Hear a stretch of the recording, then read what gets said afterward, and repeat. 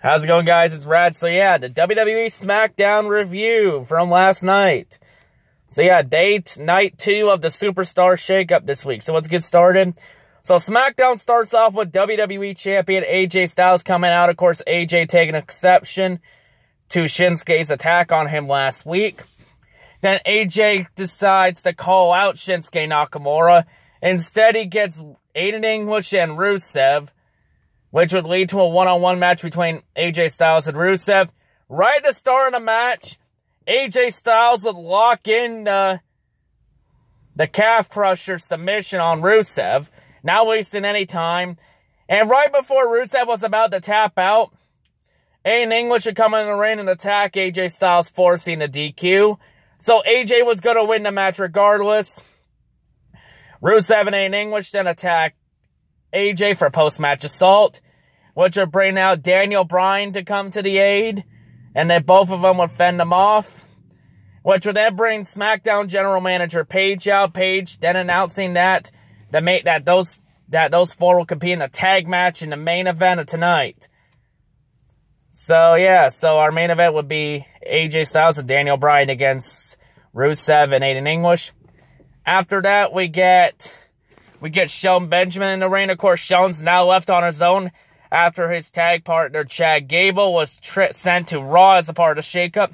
I also forgot to mention that Natalya from the women's division was also sent to Raw as part of the Superstar shakeup.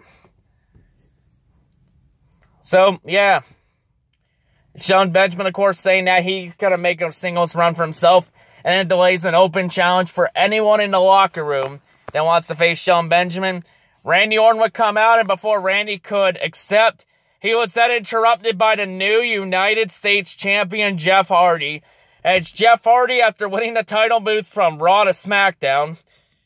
So, wow, in one night, the Raw title goes from SmackDown to Raw, back to SmackDown.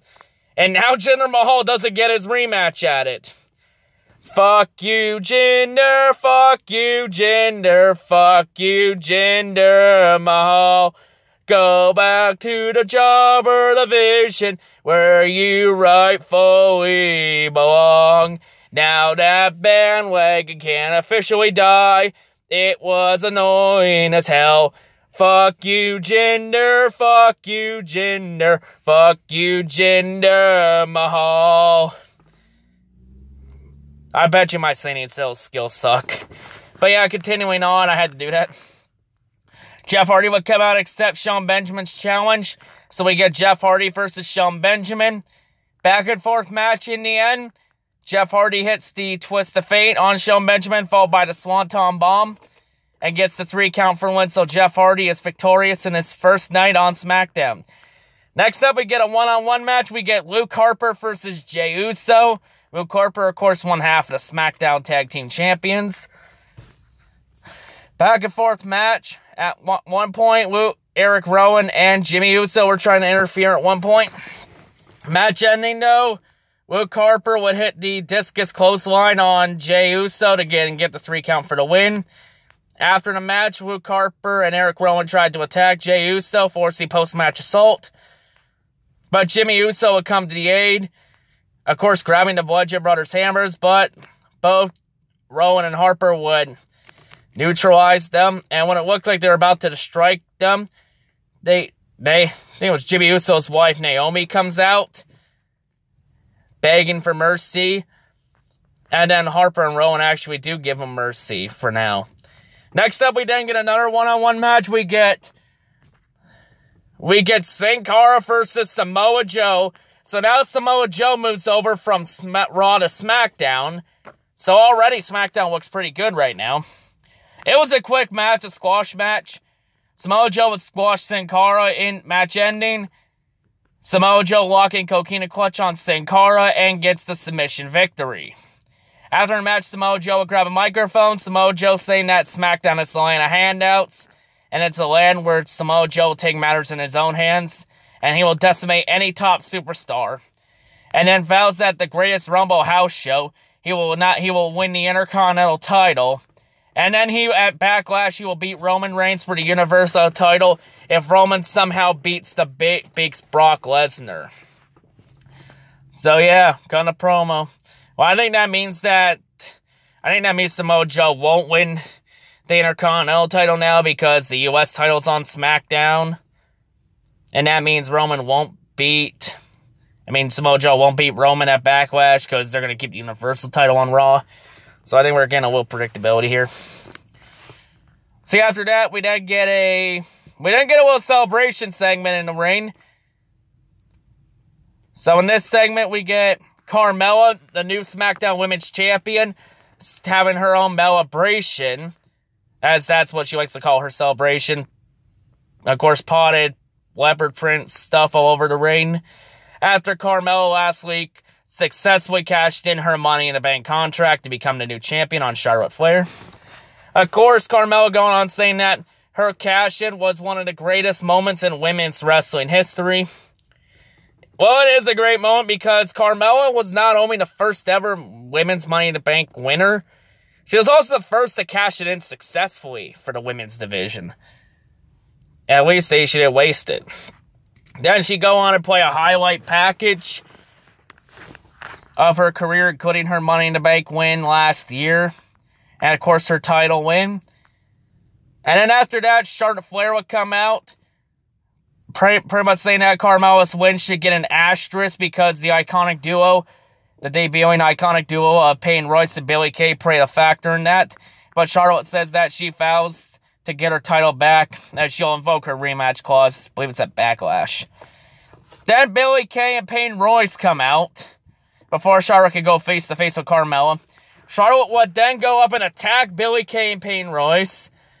So it becomes a 2-on-1. Then it becomes 2-on-2 when Becky Lynch comes out to even the odds, which would then bring in an impromptu match. We get Charlotte Flair versus Billie Kay, with Carmella as the guest commentator. So back and forth match. In the end, Charlotte Flair walks in the figure 8 leg lock on Billie Kay, gets a submission victory. After a match, the iconic Carmella would blindside Charlotte with the title. For post-match assault, Billie Kay and Peyton Royce join in. Then Becky Lynch would come in and try and help out, but the numbers game play too much. Then Asuka's music hits, and Asuka comes out to the aid of Charlotte and Becky Lynch. Carmella would get the fuck out of there. And then all three were able to fend off Billie Kay and Peyton Royce. So yeah, Asuka is now officially on moves from Raw to SmackDown as a result of the shakeup. Also, we then find out through promo packages that Andrade Cien Almas from NXT is going to be coming to SmackDown soon. And we also find out that the group known as Sanity, Eric Young, Killian Day, Alex Wolf, and Nikki Cross, all members of Sanity, are coming to SmackDown also soon. That's going to be good. I'm a big Eric Young fan. Actually, a surprising fact, I live in Sarnia, Ontario. Eric Young was born and grew up in Dresden, Ontario, actually.